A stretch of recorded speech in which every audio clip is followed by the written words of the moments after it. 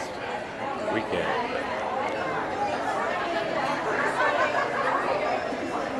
Lots of people.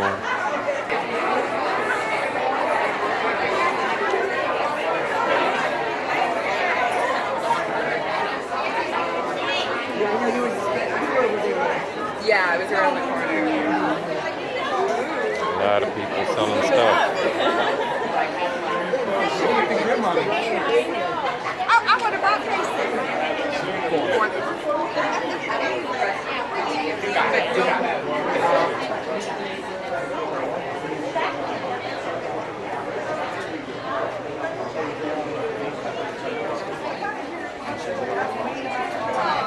But the problem was, I just had to do an awesome tickets. Like this is so like, sometimes you're in the building. Really? I've never. Somebody outbid me on my book.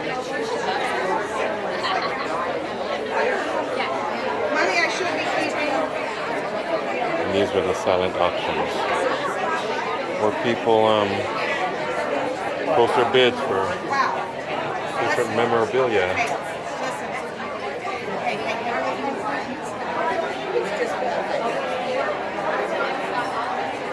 Stuff that they sell. And of course pictures.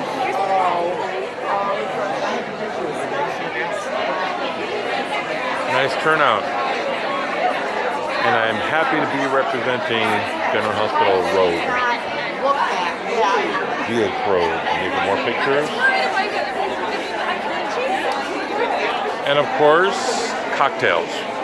You gotta have cocktails.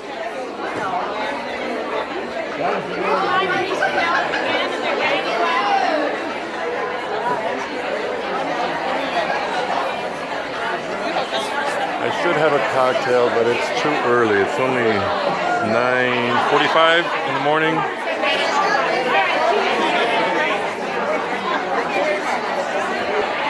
Continue my stroll. I just saw Kiki going into this back room. Let's see. That room right there is where there is people. The stars. And I want to go in there and record, but I know I'll get in trouble, so I can't. I'm not even sure if I should be recording now.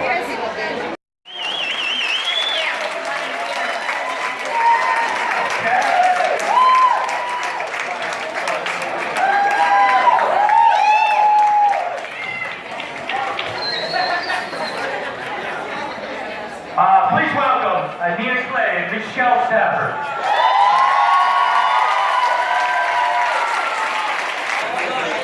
All right. The next actor is probably the greatest actor ever to step into daytime television, and I know this for a fact because he calls me every night and tells me so. Please welcome. And there he is, Sonny. Maurice, if you don't mind, could you put your arms up? Could you put your arms up? He's clean, folks. He's clean. He's clean. All right. Don't worry. No nonsense. Thank you, Maurice. Sorry. Well, you know.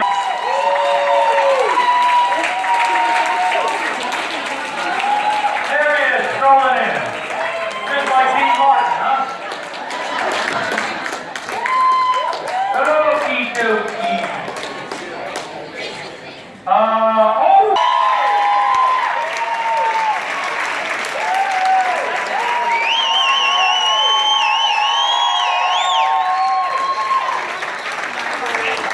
Okie dokie. So I guess that's now on the left is the chief himself, the hardest. But I was a construction brat to begin with. I think maybe, I like this job, but I think the grossest job I had. I worked in radiant heating and air conditioning, so a really fancy way to say I was a plumber. If you think you know what is going on under your house, you're wrong. You don't know what's going on underneath your house. But I do. There's this nifty place somewhere in your backyard where there's a hole that allows you access to the underside of your house. The only people who go under there are people like me. Nobody ever goes under there. People are not supposed to go under there. It's not a place for people. But I've seen some things. was underneath your house. You can't unsee those things. Some of those things are alive. The big joke is, I don't have a sense of smell.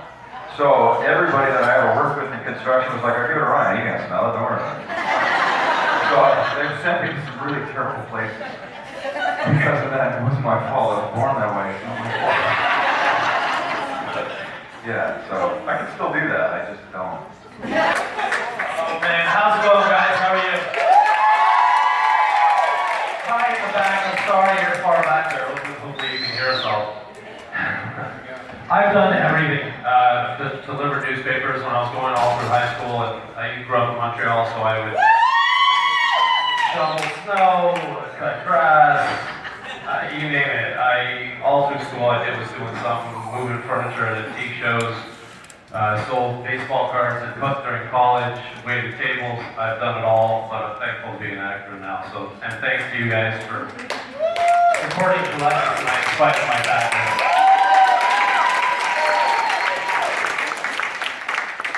Well, my first job, I was the pimp for Maurice's escort service. It was not profitable. Then, too, I got no kickbacks. And then, to put myself through theater school, I was a receptionist at the Trump Hotel.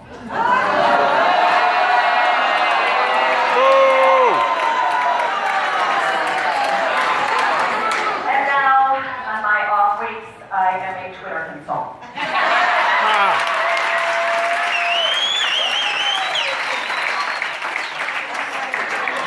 I leave that one alone. I was a shitty bartender, and then I was an even shittier landscaper. And when I lost both those jobs, I went and did those Coke tastes and Pepsi tastes for $60 a pop. And then you go and get Swiss Chalet. That's like El Pollo Loco time. I was living in New York City waiting tables, and when I would get an audition, they would not give me the day off, so I would quit. And I would go on my audition, and then I'd go to the next restaurant and put in my application, and I literally have waited tables in like 50 places in New York City. So maybe like, you have to work tomorrow, I'm like, I quit. Go to the audition, I need a job. And then after I worked my way through every place, I found coat checking. How many of you have done this? Very lucrative.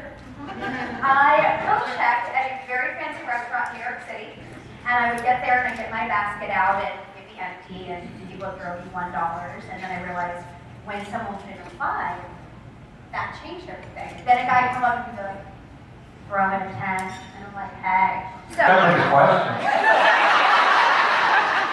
Your job. I asked to be, I got a job waiting tables and they said you're terrible at that. So we don't want you dealing with money anymore, so you're going to bust tables. And then they said, well, you're not so great with the customers, maybe you could be the food runner. So I got to bring the food to the table. Honestly, I've never worked a day in my life.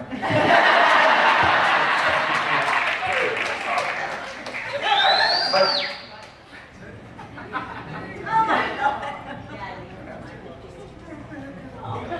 I thought you were just gonna, like, yeah, we started in that. Michael, what was your worst job? Oh. Yes.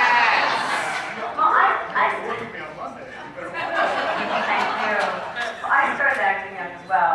And, like, one of my first jobs I got was to dress like Alvin from Alvin and the Chipmunks. I was young. I was probably like 14 or something, 15, and because I was short, but I still am, I know. But anyway, and that time I was maybe shorter, maybe. But so I was dressed, and I had to go to a UC basketball game, University of Cincinnati, and there were a lot of drunk college kids, and so I got banged up. I mean, it was like, oh, Alvin, you know.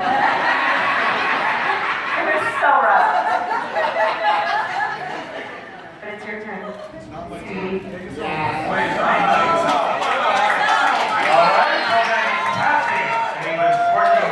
Florida with lizards.